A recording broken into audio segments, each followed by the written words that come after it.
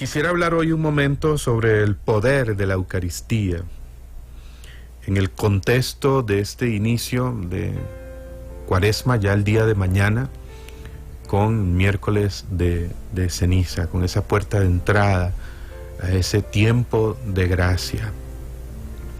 El Papa Francisco, en su mensaje para esta Cuaresma 2020, en el punto 1, dice lo siguiente: la Pascua de Jesús no es un acontecimiento del pasado, sino que por el poder del Espíritu Santo es siempre actual y nos permite mirar y tocar con fe la carne de Cristo. La carne de Cristo en todas sus formas, en los pobres, en los necesitados. Y creo que de manera especial en esta Cuaresma, yo quisiera invitarlos para que sea un encuentro constante, profundo, una renovación de nuestra fe en Jesús, Eucaristía. El Papa, precisamente en su mensaje para esta Cuaresma 2020, en el punto número 1, nos remite a la exhortación apostólica Christus vivit, Cristo vive, a la exhortación Cristo vive. En el punto 1 nos remite a esta exhortación que es muy importante porque nos lleva a esa verdad fundamental y central del cristianismo. Cristo vive y te quiere vivo. Dice precisamente en el numeral 1 lo siguiente: Cristo vive y todo lo que Él toca se llena de vida, todo lo que Él toca se hace nuevo, se rejuvenece. Cristo vive y te quiere vivo. Y quiero resaltar este numeral 1 y el numeral 125, cuando el Papa Francisco explica y dice qué significa creer que Cristo vive. No significa creer en un acontecimiento meramente del pasado, de hace 2000 años. No, cuando decimos Cristo vive, queremos decir, Él es aquel que vino, se encarnó, se entregó en su pasión, muerte y resurrección, que vino, nos salvó. Es aquel que viene hoy, que está con nosotros y que seguirá viniendo todos los días, hasta el fin de los tiempos, como lo ha prometido. Y hagámonos esta pregunta: ¿de qué manera por excelencia podemos mirar y tocar la carne de Cristo? ¿De qué manera por excelencia Jesús nos toca y da vida? ¿De qué manera por excelencia Jesús, después de ascender al Padre, 40 días después de su resurrección, de qué manera por excelencia Jesús ha venido, viene y seguirá viniendo? Pues la respuesta a estas preguntas es la Eucaristía, su presencia eucarística. Por eso el apóstol San Pablo escribe en 1 Corintios capítulo 11, versículo 26, que cada vez que comemos de este pan y bebemos de esta copa, es decir, comemos del cuerpo de Cristo y bebemos la sangre de Cristo, dice el apóstol, 1 Corintios 11, 26, proclamamos la muerte, la entrega de Cristo hasta que venga. Ese proclamamos es una palabra clave. Pablo no dice recordamos, ni siquiera meditamos, no, dice proclamamos, es decir, vivimos el poder real y siempre actual de la presencia de Jesús, de su pasión, muerte y resurrección. El Catecismo de la Iglesia Católica, en el numeral 1324, nos dice que la Eucaristía contiene todo el bien espiritual de la Iglesia, que es Cristo mismo. Fíjense qué palabras: contiene todo el bien espiritual de la Iglesia. Y esto es lo que el mismo Jesús quiso dar a entender cuando Él mismo se presentó como pan vivo bajado del cielo. En el capítulo 6 de San Juan nos encontramos precisamente estas palabras de Jesús, este discurso, esta enseñanza que hoy conocemos como el discurso eucarístico de Jesús, donde Él se presenta como el pan de vida, como el pan vivo bajado del cielo. Y Jesús mismo quiso dar a entender esta verdad que el catecismo nos enseña en el numeral 1324, es decir, que su presencia eucarística contiene todo el bien que necesitamos, porque es Él mismo. Y en el capítulo 6 de San Juan, Jesús se presenta como el pan vivo bajado del cielo, y sin embargo, en el versículo 60, muchos no entendieron estas palabras. Muchos dijeron, este lenguaje es duro, es incomprensible, ¿quién puede entenderlo? Y si vamos un poco más adelante, en el versículo 66, dice la palabra que a partir de ese momento muchos de sus discípulos dejaron de seguirle. Fíjense que era un momento dramático. Y fue cuando Jesús, volviendo a mirar a los 12, aquellos por los cuales oró toda una noche antes de elegirlos, aquellos que no llamó siervos sino amigos porque les abrió su corazón, les dio a conocer lo que el Padre le había dado, aquellos que les hablaba no solo en parábolas, sino que les explicaba todo en privado, y volviéndose a los 12 les dijo, ¿ustedes también quieren marcharse? Como que esto no era negociable para Jesús. O lo creían o no podían seguir con Él para la misión que les tenía encomendada. Y fue cuando Pedro tomó la palabra y entonces dijo, Señor, ¿a quién iremos si solo tú tienes palabras de vida eterna? Nosotros creemos en tus palabras y sabemos que tú eres el Hijo de Dios. ¿Qué te parece si también hoy nosotros, si ahí tú donde estás, le decimos a Jesús también esta expresión de San Pedro? Ahí donde estás, ahí donde te encuentras, digamos también juntos en esta noche, di conmigo, Señor, ¿a quién iremos? Solo tú tienes palabras de vida eterna. Nosotros creemos en tus palabras. Y repite esta expresión, nosotros creemos en tus palabras. Y oye muy bien este principio espiritual. Si crees lo que Jesús dice, verás lo que Él hace. Lo repito, si crees lo que Jesús dice, verás lo que Él hace. Y en el capítulo 6 de San Juan se nos presenta el discurso de Jesús sobre cuando Él se presenta como el pan de vida, el discurso que conocemos hoy, ya les he dicho, como el discurso eucarístico. Y fíjense que es interesante que este discurso y enseñanza de Jesús es precedido por un milagro, por un prodigio. Recordarán en el capítulo 6, en los primeros versículos, nos narra este prodigio cuando Jesús multiplica el pan y los peces y alimenta a aquella multitud. Y en el versículo 2 leemos lo siguiente. Fíjense cómo inicia este capítulo. Lo seguía mucha gente porque veían los milagros que hacía con los enfermos. Eso me llama mucho la atención, cómo inicia este capítulo. Lo seguía mucha gente porque veían los milagros, las sanaciones, lo que hacía entre los enfermos, entre los que ahí estaban necesitados, espiritualmente, en su corazón, en su interior y físicamente. Y es que Jesús vino a sanar y liberar. Esto ocupó gran parte de su ministerio. Si nosotros quitáramos las sanaciones y los milagros de Jesús del Evangelio, nos quedarían unas pocas páginas. Jesús vino a sanar, vino a liberar. El Evangelio de San Lucas en el capítulo 6, versículo 17 al 19 nos dice que alrededor de Jesús se agolpaban multitudes, muchedumbres enteras, para oírlo, para oír su palabra, su predicación, para ser sanados de sus enfermedades, de sus dolencias. Y el versículo 19 de Lucas 6 afirma que todos buscaban tocarle, porque de él salía una fuerza que los sanaba a todos. Y cuando Juan el Bautista envía a sus discípulos a preguntar a Jesús mientras él estaba preso, ¿Eres tú el Mesías o debemos esperar a otro?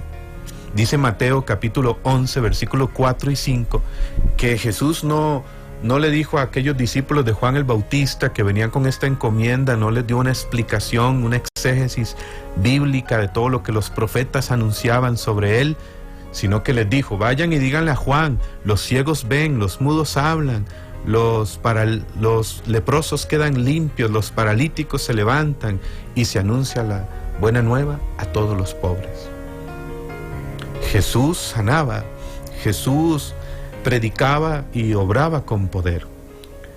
Y estos signos hacían evidente el reino de Dios que Jesús anunciaba. Esos signos de amor, de compasión, de misericordia, de cercanía. Alguno dirá, bueno, hay gente que sí, hablemos de sanación y de milagros, pero hay gente que busca solamente los milagros de Jesús. Porque sí, cuando uno organiza un encuentro de sanación se llena. Y precisamente dice el versículo 26 acá de San Juan, fíjense lo que Jesús mismo dice, aquella multitud, Jesús les dijo: ustedes me buscan porque les he dado de comer hasta saciarse, pero no porque me han visto a través de los signos, de los milagros que he hecho. Fíjense que Jesús mismo dice: muchos de ustedes me buscan porque les he dado de comer, por el milagro, por el prodigio que he hecho, pero no me buscan, pocos me buscan porque a través del milagro me han visto a mí, me han conocido a mí como Mesías, como Señor, como Maestro. Pues sí, puede darse de quienes buscan los milagros y los prodigios de Jesús, y no al Jesús de los milagros, de los prodigios, al Jesús que hace maravillas. Pero generalmente quien anda en busca de los milagros de Jesús y no el Jesús de los milagros, anda siempre como en esa búsqueda. Cuando tú buscas a Jesús y te enfocas en Él, es ahí cuando ocurre lo que en tu vida necesitas, cuando el Señor actúa aún más con su poder y su amor. Su enseñanza sobre la Eucaristía comienza con esta pregunta. Seguimos el texto. Ellos le replicaron: ¿qué señal, qué milagro haces para que creamos en ti? ¿Qué es lo que tú haces? Dice el versículo 30, le preguntaron a Jesús: ¿qué señal, qué milagro haces para que creamos en ti, para que viéndolo creamos en ti?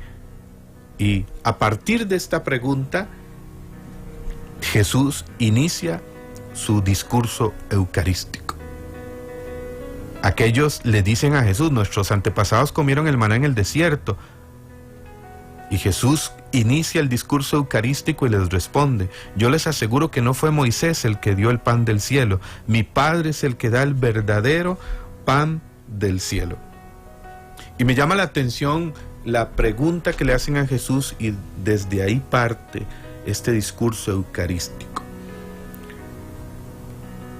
Para darnos a entender que la Eucaristía, escucha muy bien, la Eucaristía es el milagro más grande de la historia.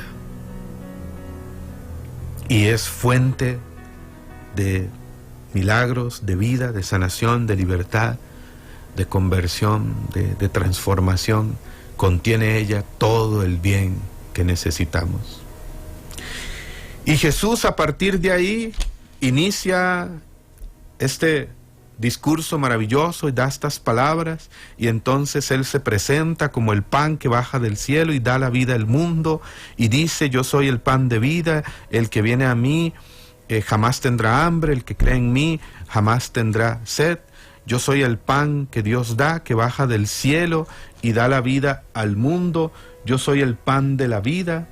Yo soy el pan vivo que ha bajado del cielo. El que coma este pan vivirá para siempre. El pan que yo voy a dar es mi propia carne entregada para que el mundo tenga vida.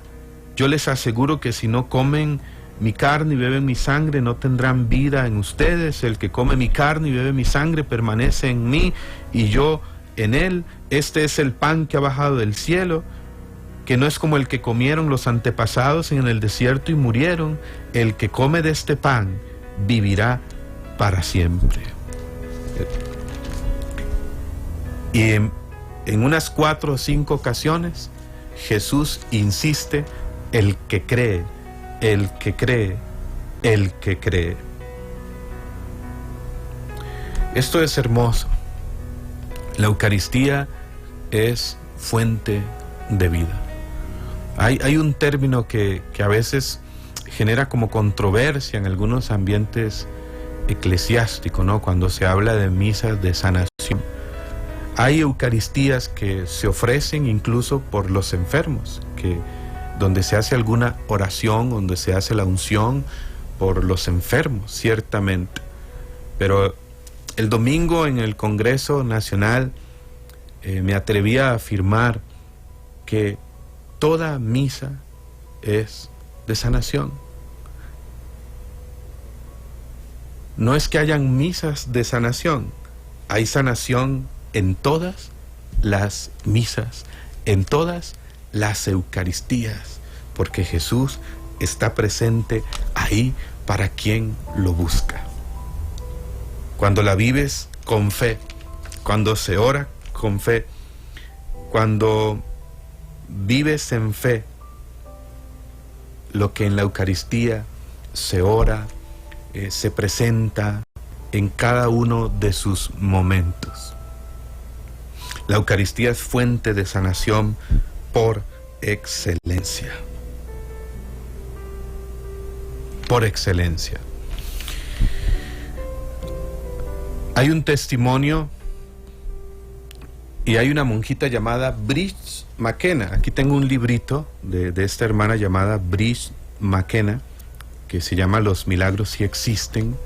Ella es una religiosa de la orden de Santa Clara, que nació en el condado de Armagh, en Irlanda, y a la edad de 15 años entró en el monasterio. Tras realizar sus votos definitivos como religiosa, resulta que la hermana Bridget McKenna enferma repentinamente de una artritis reumatoide, que es una enfermedad terrible en los huesos. Artritis reumatoide. Fue trasladada a la comunidad de Tampa, Florida, con la esperanza de que el benigno clima aliviara su sufrimiento. Y el testimonio de esta hermana cuenta lo siguiente: a los 24 años fue milagrosamente curada durante la celebración de la Eucaristía. Estaba en una Eucaristía, diríamos como todas las demás, y fue curada milagrosamente de su enfermedad. Y un tiempo después, mientras oraba, sentía que recibía del Señor el llamado al ministerio de sanación, lo cual comunicó a sus superioras, y dentro de la obediencia le concedieron el permiso. De hecho, la hermana Bridget McKenna estuvo en Costa Rica ya hace algunos años, y ella, su ministerio es predicar retiros a sacerdotes y obispos de todo el mundo, hablando sobre el poder de la Eucaristía. Y en este librito cuenta maravillosos testimonios que no puedo detenerme a contar por el tiempo. Pero para ir cerrando, yo quisiera invitarte que en este tiempo de Cuaresma tengas un encuentro con Jesús Eucaristía, que te acerques a Él con una mirada distinta. Jesús en la Eucaristía tiene poder. El Papa San Juan Pablo II, en la encíclica Iglesia de Eucaristía, en el numeral 9, dice: la Eucaristía es presencia salvadora de Jesús en la Iglesia. El Catecismo de la Iglesia Católica, en el numeral 1366, me encanta acá lo que dice: en la Eucaristía se hace presente el sacrificio de la cruz, porque es su memorial, actualización, y aplica su fruto. Y subrayaba esta palabra: y aplica su fruto. ¿El fruto de qué? Se hace actual, se hace presente en ese momento para quienes están ahí con sus necesidades. El fruto de su pasión, muerte y resurrección. Es lo que dice el Catecismo de la Iglesia Católica en el numeral 1366. Repito, en la Eucaristía se hace presente el sacrificio de la cruz, la entrega de Jesús en la cruz, porque es su memorial, su actualización, y aplica su fruto. Es decir, se hace eficaz el fruto de la cruz, de la entrega de Jesús. Y si habláramos desde la cruz, ¿cuál es el fruto de la cruz? Pues nuestra salvación, nuestra libertad, el perdón, la sanación, la restauración, la salvación del alma. Él fue molido por nuestras culpas, dice Isaías 53, por sus llagas, por sus heridas hemos sido sanados. Él soportó el castigo que nos ha traído la paz, la redención. Escribe San Pablo en 1 Corintios 1:21 que la cruz es fuerza de salvación. Es ese trono que dice Hebreos 4:16 de misericordia, al cual nos invita a acercarnos confiadamente para hallar precisamente misericordia y ayuda oportuna. Se hace y se aplica el fruto de la cruz, su acción salvadora. Eso es cada Eucaristía. Si nos pusiéramos a detallar cada parte de la Eucaristía, en cada Eucaristía hay oración, es una oración completa. La Eucaristía es siempre oración. Y en la Eucaristía hay invocación del Padre, del Hijo, del Espíritu Santo. Hay momentos de alabanza, adoración, de agradecimiento, de petición, de intercesión. La Eucaristía es la oración que contiene todo. En ella hay sanación espiritual, sanación interior, sanación física. Hay vida. Así que en esta Cuaresma podamos ser, como decía San Justino, eucaristizados, transformados, renovados por Jesús, Eucaristía. Amén. Oramos un minuto, unos 2 minutos. Gracias, Señor Jesús. Ayer domingo, en el Congreso, en este Congreso que vivimos maravilloso, quiero contarles lo siguiente. Ahí vivimos un momento de adoración profundo, contemplativo, de alabanza, adoración. Y les cuento, hubo el testimonio de varios hermanos que no creían en Jesús Eucaristía, que llegaron a ese lugar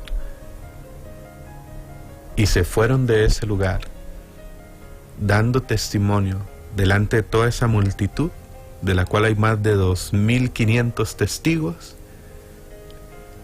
de que ahora levantaron su mano diciendo: creo, ahora creo en Jesús Eucaristía. Jesús está vivo en la Eucaristía. Te damos gracias, Señor, por tu presencia con nosotros, porque tú estás todos los días a nuestro lado. Gracias, Jesús. Te alabamos, te amamos, te adoramos, te bendecimos. Gracias por tu presencia eucarística, donde tú de manera especial vienes a tocarnos, para darnos vida, para rejuvenecernos, para liberarnos, para sanarnos, para alimentarnos con tu cuerpo y con tu sangre. Gracias por tu presencia eucarística, donde podemos tocar tu carne. Gracias, Jesús, por tu presencia eucarística, donde podemos hacernos uno contigo. Y tú cumples tu promesa. El que come mi cuerpo y bebe mi sangre permanece en mí y yo en él. Bendice, Señor, a todas las personas que están unidas a este momento de oración. y despierta la fe, fortalece la fe. Espíritu Santo, tú que eres el que da la fe, la esperanza y la caridad, el amor, despierta la fe en los corazones en Jesús Eucaristía.